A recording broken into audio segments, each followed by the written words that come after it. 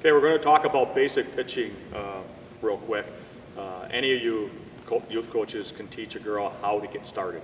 And if they really start developing where they like it, then most of them have to go find a pitching coach because, you know, we're not all major leaguers.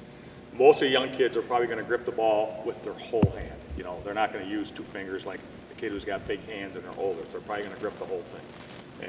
And usually you want to grip it across the seams. So you want to get your fingers touching that seam right there. Of course, I'm only using 3 fingers, but all right. So it's like this. It's very simple. And you notice that the ball is in my fingers, not in my palm. I'm not hanging onto it like this. It's up on my fingers. Okay, so that's how to hang on to the ball. The next thing is you have to remember is that the windmill motion is in front of the body. So the windmill motion does not look like this. Okay? The motion is in front of our body this way. This is the motion we want. I'm sure the coaches before talked about throwing, and when we throw, we point our left shoulder at our target when we throw. We do the exact same thing when we pitch. When you're halfway through the pitch, my shoulder's pointing at my target. So my circle can't be out here. I'm going to throw the ball over here. The circle is right here, and that's where I throw the ball. And as I throw it, then naturally your shoulders come around, your body comes around, and the face home plate. So that's the biggest thing we have to work on is have the kids constantly stand here, and that circle's in front of their body out here. Nice and loose. Arms should be bent a little bit. You don't want to be like a robot like this, nice and loose. And if you can get them a little more advanced, is to try to face the ball out. If there was a wall right here, you want the ball to face that way. So it faces this way. And you'll notice what happens if I don't do that. If I come facing this way, when I naturally come around here, you can see that my wrist isn't really loaded to throw. Now if I just turn the ball out this way and come around, look how my wrist now is loaded to throw. Because pitching is all about snapping our wrist just like it is overhand. So if you have the ball facing this way, they come around, they're naturally loaded to snap that wrist and throw. So just a couple simple drills you can do to make sure they're snapping their wrist is have them hang onto the forearm and take the ball and see if they can just do that. So I'm snapping it and the ball's coming off my fingers. All right? And if they have trouble starting out with that, go ahead and let them hang on their elbows and now they put the little arm into it. But still, the ball should spin. If they're just going like this, you know that they're not snapping their wrist. It's got to snap and come off their hand. All right? Okay, we're going to go with starting position on the rubber. When you step on the rubber, your hands have to be separated. And the ball can be here or here, doesn't matter, but your hands have to be separated. You want to put your right foot, since I'm right-handed, in the front of the rubber, and our left foot, most of the summer stuff, our left foot has to be touching the back of the rubber.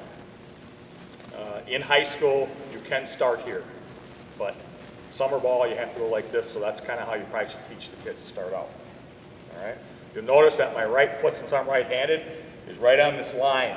That's called the power line. That's very important. You have to get the kids on that line to get them to throw as hard and as accurate as they possibly can.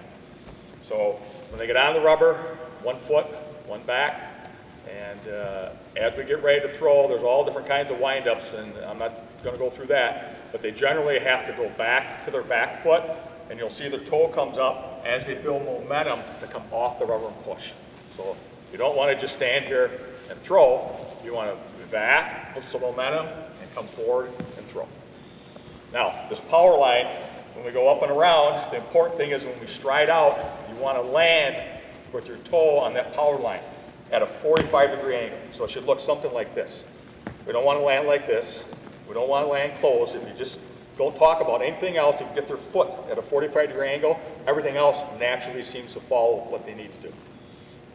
If they're constantly over here, now my natural motion in front of my body, I'm going to throw the ball over here. If I come across all the time, now I'm throwing the ball over there. So you want to be right on that power line so my circle comes around and throws the ball right at the camera. So it'll look something like this. So I'm set, hands separated, I come together, I rotate back, and now both hands go up and around, and then they separate when I get up to the top. I come off here, hopefully at about a 45, and now I come through. Now I'm pushing with my foot that was on the rubber, and I come through here, and I snap and throw the ball under. All right? So, Connie, why don't you stand just off to the side of the camera? I'm actually going to step a little across it so we don't throw it at the camera. So it looks like this, set, I come up here like this, and I throw. All right, very natural. Always make sure they start in that power line, they get set, back, build momentum, come around, and throw.